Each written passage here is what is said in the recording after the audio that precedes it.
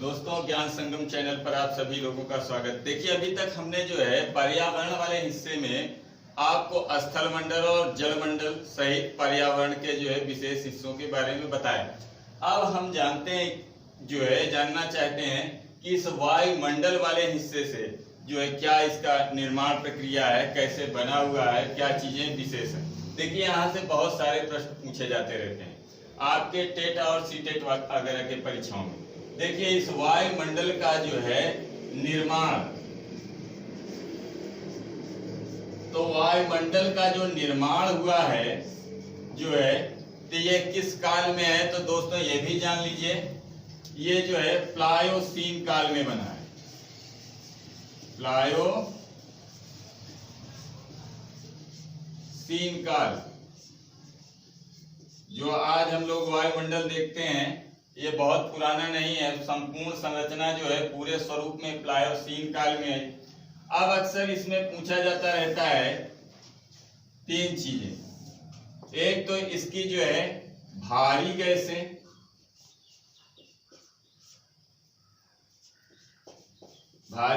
हैं, और दूसरी इसकी जो है हल्की गैसें, और तीसरी चीज पूछी जाती रहती है इसकी ऊंचाई। ठीक है दोस्तों, अब इसके बारे में जान लीजिए। आपके भारी गैसों में कौन कौन सी गैस है, तो आपके भारी गैसों में जो है नाइट्रोजन है। कितना प्रतिशत है, तो ये 78% है। पूरे वायुमंडल के जो है 78% कौन सी गैस है, तो आपके नाइट्रोजन है। फिर दूसरी भारी गैसों में कौन सी है, तो वो है ऑक्सीजन है। ये कितना है, पूरे वायुमंडल में 21% है। फिर आती है आपके जो है आर्गन है। ये कितना प्रतिशत है, तो ये जो है 0.93% है। फिर है आपके कार्बन भी भारी गैसों में, ये कितना है, तो 0.03% है। इस तरीके से ये 99% से अधिक गैस जो है आपके भारी गैस है, और फिर आपके जो है दशमलव कुछ प्रतिशत ही आपके क्या है, हल्की गैसें हैं। हल्की गैसों में कौन कौन सी गैसें हैं आपके, तो इसमें जो है हाइड्रोजन,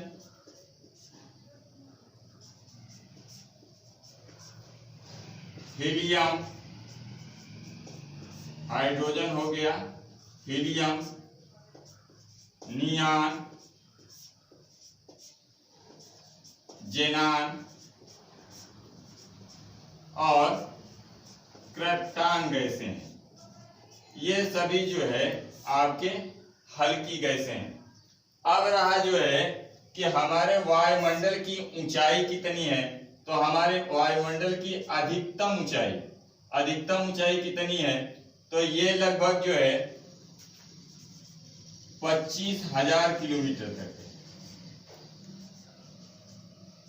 किंतु इसका जो है 50%, इसका वायुमंडल का 50% हिस्सा, यानी कि जहां पर गैसें सघन मात्रा में है, 50% की जो है सघन मात्रा वाली, नहीं सघन वायुमंडलीय क्षेत्र की ऊंचाई कितनी है, तो मात्र 90 किलोमीटर तक है।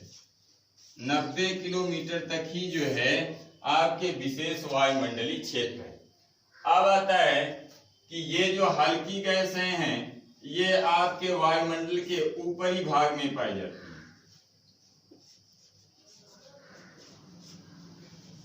ऊपरी भाग में ये स्थित हैं, और ये जो भारी गैसें हैं, ये वायुमंडल के आपके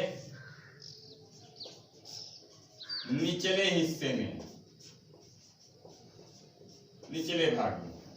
अब रहा जो है ये जो वायुमंडल है, इसका जो है वायुदाब कितना है। अक्सर यहां से प्रश्न पूछता है वायुदाब क्या है, तो ये जो है जैसे हम ऊपर से नीचे जाएंगे तो आपके जो है 65 मीटर पर 1 MB कम होता है। वायु दाब का मापन MB में करते हैं, मिलीबार में। तो वायु दाब जो है 65 मीटर पर कितना होता है, तो 1 MB, 1 MB। अगर ऊपर जा रहे हैं तो कम होगा, अगर नीचे आ रहे हैं तो ये जो है अधिक होगा।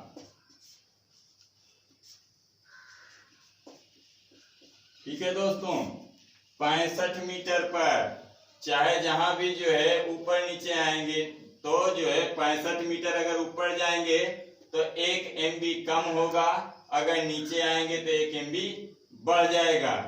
धरातल पर कितना है, तो धरातल पर वायु दाब जो है आपके 1017 MB है। कहाँ पर ये पाया जाता है, तो ये सागर तल पर ये स्थिति होती है, यानी कि महासागर तल पर इसकी स्थिति कितनी होती है, तो 1017 MB होती है।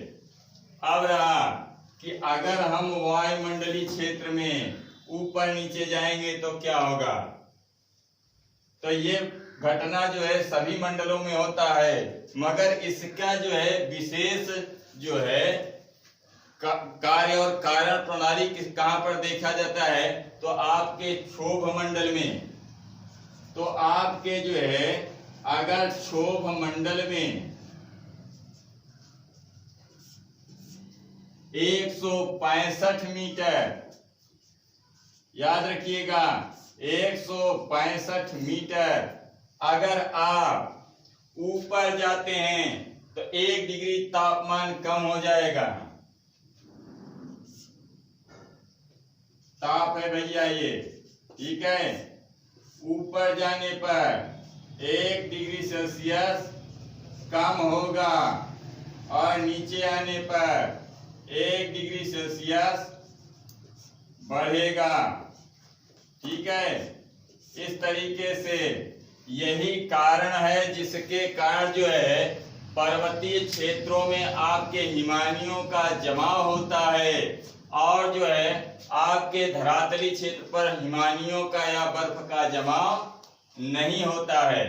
अब रहा कि ये जो आपके वायुमंडलीय क्षेत्र है उसको ऊंचाई के आधार पर हम 2 तरीके से बांट सकते हैं, ठीक है। एक तो सममंडल और दूसरा विषम मंडल। सममंडल जिसका प्रभाव जो है आपके किस पर होता है, वायुमंडलीय क्रियाओं पर होता है, और विषम मंडल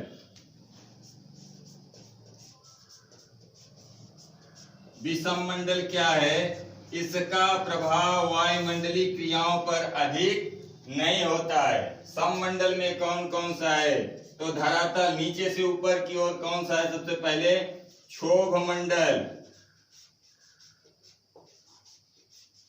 आपके क्षोभ मंडल है। फिर दूसरा आपके है समताप मंडल, समताप मंडल है।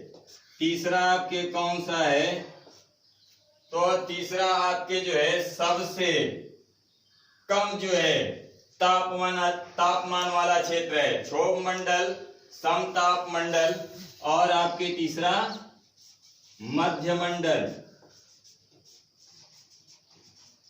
इस तरीके से ये सममंडल के 3 क्षेत्र हैं। आपके विषम मंडल वाले क्षेत्र में यहाँ पर किसी भी प्रकार के जो है क्या नहीं होगा, जैसे आपके जो है वायुमंडल में विभिन्न प्रकार की क्रियाएं होती हैं, मौसमी घटना जिनको कहा जाता है, तो ये जो विषम मंडल है यहाँ पर किसी भी प्रकार के जो है मौसमी घटना घटित नहीं होती है। इसमें दोनों कौन से हैं, तो एक है आपका आयन मंडल